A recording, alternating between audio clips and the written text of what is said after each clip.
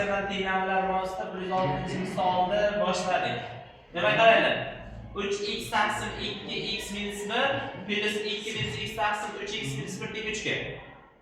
Endi x plus 1 taqsim 2x minus 1 plus 5x plus 4 taqsim 3x plus 1 nimaga teng degan savol keladi. Birinchi qiladigan ishimiz nima bo'ladi? Qarang. Bu ifodada umumiy mahrajga qaraydi, mana bir xillik kelasizda. Bir xillik keladigan bo'lsa, mana shu berilgan ifodani har doim qandaydir a ga teng deb olsak bo'ladimi? Bo'ladi. Endi a ga teng deb oladigan bo'lsam, shuni sistema qilib olsam bo'ladimi? Yo qo'shishimiz kerak, yo ayirishimiz kerak. Endi qo'shish yoki ayirishni qaydan hisoblaymiz qarang. 3x turibdimi? Bu ikkalasi mahraj bir xilmi? Yo suratidan ayirib tashlashim kerak, yoki qo'shishim kerak. Qo'shsam qaranglar, 4x plus 1 bo'lyapti. 2x plus 1 ga kelmayaptimi? 2x plus 1 ga. Demak, 3x dan x ayirsa 2x ga keladimi? Ha? Demak, surat qismidan birinchi qismdan ikkinchi qismni ayirib yuboradi. Buning uchun mana 3x taqsim 2x minus 1 ayrilgan x plus 1 taqsim 2x minus 1 bo'ldimi? Qo'shuv. Demak, bu qismida mana 2 minus x taqsim 3x plus 1 qismdan ayiraman nimani? 5x plus 4 taqsim 3x plus 1 ni. Teng bo'ldi nimada? 3 dan nima qilamiz hali? Ayirib tashlaymiz. Mahraj bir xilmi? Surat qismini ayiramiz. Demak, 3x minus x minus 1 mi? Minus x minus 1 taqsim 2x minus 1 mi? Plus 2 minus x minus 5x minus 4 bo'ldimi? Birdan ochib ketyapman. Minus 5x minus bo'ldi. Demak, 3x minus 1 bo'ldi. Teng bo'ldi 3 minus a ga. Endi e'tibor bering. 3x dan x ayirsa 2x qoldimi?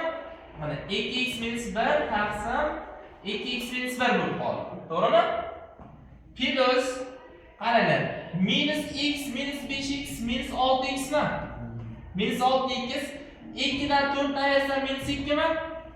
Taqsim 3x plus 1 teng bo'ldi 3 minus a ga. Endi nima qilamiz? Bu bilan buni ixchamlab yuborsam bo'ladimi? Qisqartirib olaman. Qisqartirsam 1 qoldi. Demak, 1 plus qaranglar. Mana bunga o'xshatishim uchun tepada necha chiqara olaman? Minus 2 na. Minus 2 ni chiqarsam minusga o'zgardi. Plusimiz minusga o'zgardi. Minus 2 ni qarshisidan tashqariga chiqarib oladigan bo'lsam, 3x plus 1 taqsim 3x plus 1 bo'ldimi? Teng bo'ldi nimaga? 3 minus a ga. Endi yana 3x plus 1 larni qisqartirib yuborsam, 1 minus 2 teng bo'ldi 3 minus a ga. Demak, a ni topmoqchi bo'lsam, 3 ayirsa minus 1 deb bo'lsa plus 1 bo'ldi. Demak, a miz teng bo'ladigan nechaga? 4 ga. Demak, berilgan ifodaning qiymati nechaga teng ekan? 4 ga teng ekan. Mana birinchi misol ishlandi.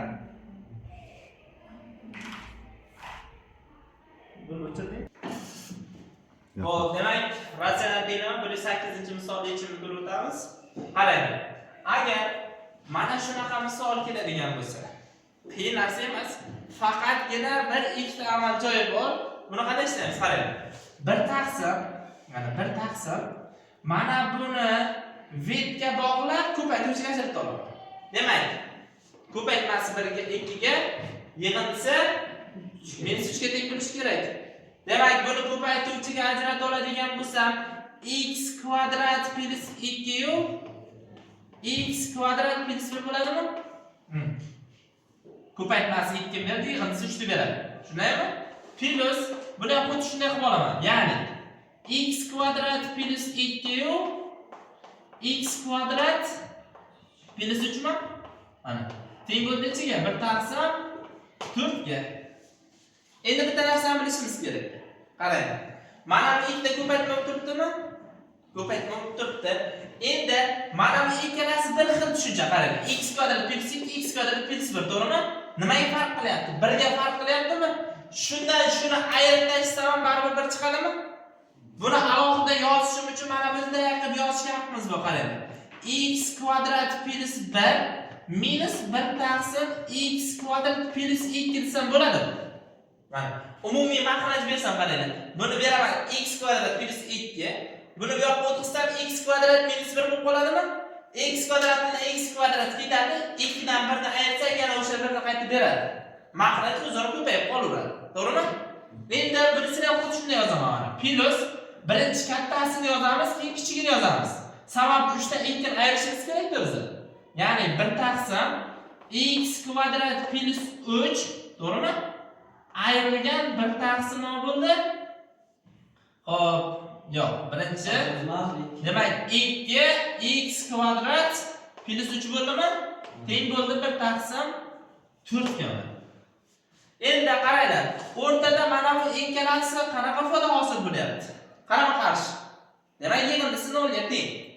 Endi qolgan qismni yozamiz. 1 taqsim x kvadrat plus 1 minus 1 taqsim x kvadrat plus 3 mi? Teng bo'ldi nimaga? 1 taqsim 4 ga teng bo'ldi. Endi umumiy makraj bersam bo'ladimi bunga? Umumiy makraj beradigan bo'lsa, xo'p. Umumiy makraj beradigan bo'lsak, bunga x kvadrat plus 3 ni bersak, x kvadrat plus 3 minus x kvadrat plus mana bu minus bilan minus bo'ladimi? Minus 1 taqsim xo'p, x kvadrat plus 1 x kvadrat plus 3 ga teng bo'ldi, shu 1 taqsim 4 ga teng bo'ladi. Endi hisoblaymiz. X kvadratni x kvadrat ketdimi? Tepada nech qoldi?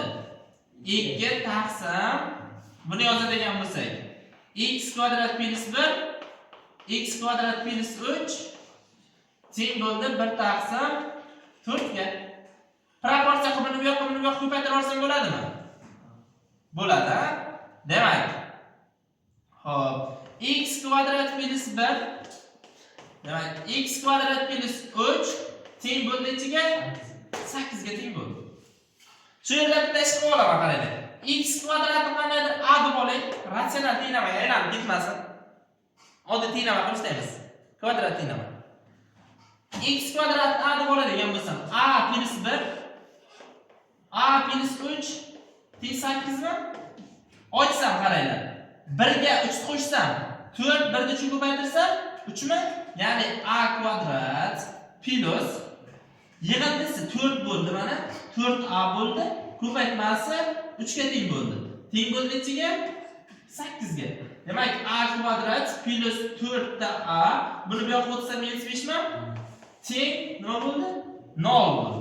Demak, buni ko'paytirishga ajratsam, a plus 5 a minus 1 bo'ldimi? Shu teng ekan nimaga? 0 ga. Demak, mana buni a plus 5 ni 0 ga tenglab olsam, a ning qiymati chiqadi shunda? A teng minus 5 chiqdimi? Buni belgilab qo'yamiz. Ikkinchisi a minus 1 nimaga teng bo'ldi mana? A minus 1 teng 0 ga. Demak, a minus teng bo'ldi nimaga? 1 ga teng bo'ldi. Misol oxirlashyapti. Endi nimani a deb olgandik? X kvadratni a deb olgandik. Demak, x kvadrat necha teng bo'lishi kerak ekan birinchi? Minus 5 ga teng bo'lishi kerak. Sonning kvadrat minusga teng bo'lishi mumkinmi? Yo'q. Demak, buni bo'sh to'plam deb olaveramiz. Endi a teng 1 edi. Demak, x kvadrat teng bo'ldi 1 gami? Demak, x imiz teng bo'lar ekan nimaga? Plus minus 1 ga teng bo'lar ekan. Demak, tenglamaning yechimi plus minus 1 ga teng bo'lar ekan.